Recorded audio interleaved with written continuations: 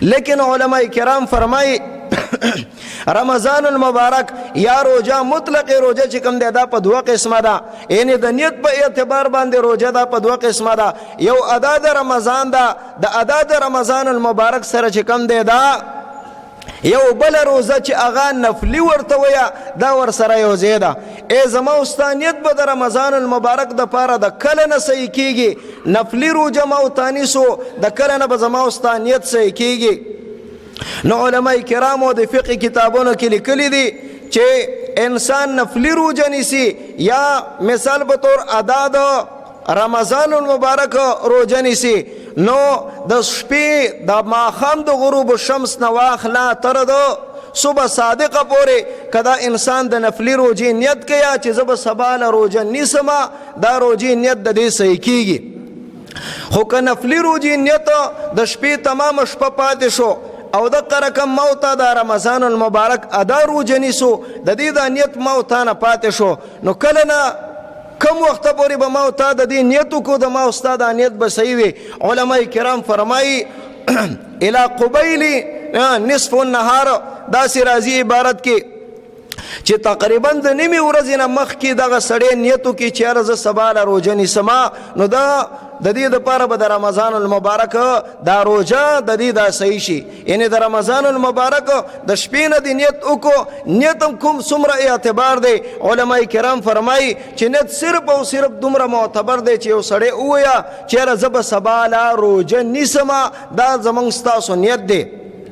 او د نیت وخت چې دی د ماخوستن نه واخله، یعنی د نور د پرېوتلو نه واخله تر د صبح صادقه پورې. که ما تا نه ایر شو دې ټیم کې ما تا نیت ونه کو، نو بیا ما تا سره موقع شته دی د نفلي روجې دپاره او د ادا روجې دپاره چې ادا د رمضان ده تر د کم وخت پورې چې دا نن ورځ نیمې ته لا نه رسېدلي، د هغې نه مخکې ما تا د نفلي روجې نیت وکړو او یا د ادا د رمضان نیت وکړو، بیا هم زما ستا روجه ده صحیح کېږي.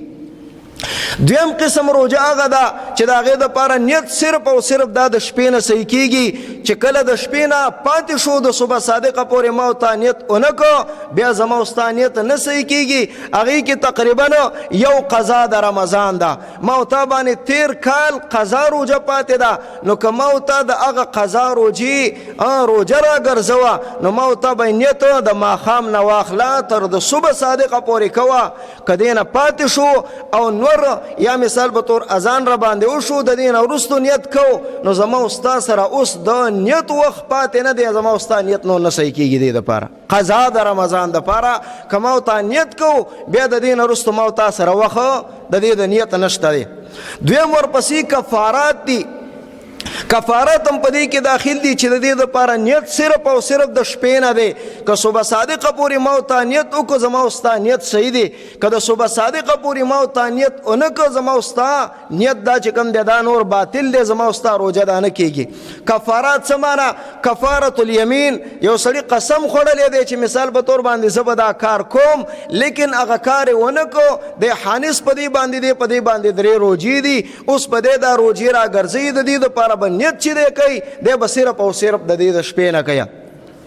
دویم کفارة القتل دی، قتل یو سړي کړی دی او هغه قتل خطا دی، نو دی به تقریبا 18 روجې نیسي. علماء کرام ناستی 18 روجې به نیسي، لیکن دی چې دا نیت کوي صرف او صرف د دې چې نیت صحیح کېږي د شپې نه به صحیح کېږي، د صبح صادق د ټیمه پورې که دا ټیم ختم شو بیا به زما او ستا نیت نه صحیح کېږي. نو کفارات او دقه رقم قضا د رمضان او یو روجه ورسره بله ده، هغې ته نظر معین ویا یا نظر مطلق چې موږ تاسو ورته ویو. مطلق یو سړي نظر ومنه چې هلکه زه به دا کار کومه، که دا کار مې داسې وشي په ما د یو دومره روجې وي فرض وي، په ما د دومره روجې لازم وي. اوس که دا د نظر روجې ما ورته نیسو او د دې دپاره ما ورته نیت کوو، نو د نیت وخت صرف او صرف ما ورته سره د شپې دی، د شپې نور چې وغورځېده ماښامه د دې نه زما او ستا ټیم شروع دی تر د صبح صادقه پورې. که د صبح صادقه پورې نیت ونه شو د دې نه وروستو زما او ستا سره بیا د نیت وخت پاتې نه دی. او علماء کرامو د دې دپاره شرطونه لګولي دي چې هلکه دا روزه رمضان المبارک دا پچا باندې فرض ده. اول دا غینه دا شرط دی چې دا سړی به مسلمان وي. روزه دا رمضان المبارک په مسلمان باندې دا فرض ده. دویم دا چې دا سړی به عاقل وي، په عاقل باندې روزه فرض ده. که لیونی وي په لیونی باندې روزه نشته دی. دریم شرط ورسره چې کوم دی دا بالغ دی، په نابالغه باندې دا روزه رمضان المبارک نشته دی.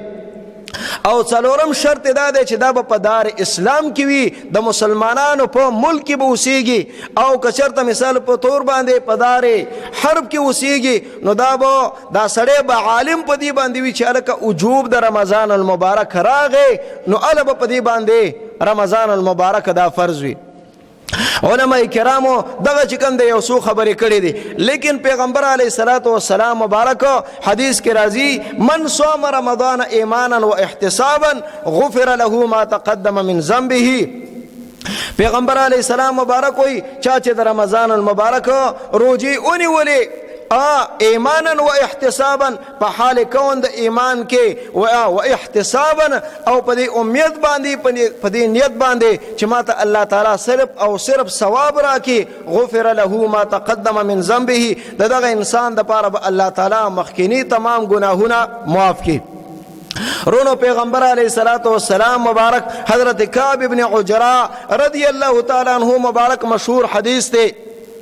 پیغمبر علیہ الصلوۃ والسلام مبارک حضرت کعب ابن عجرہ ویا پیغمبر علیہ السلام مبارک وی ورځي او فرمایل چې تاسو منبر طرف ته را نږدې شئ. وای چې کله منبر طرف ته مونږه نږدې شو پیغمبر علیہ السلام مبارک په اوله پوړی مبارک باندې خپکی خدلا چې کله په اوله پوړی مبارک باندې خپکی خدلا امین او فرمایلو.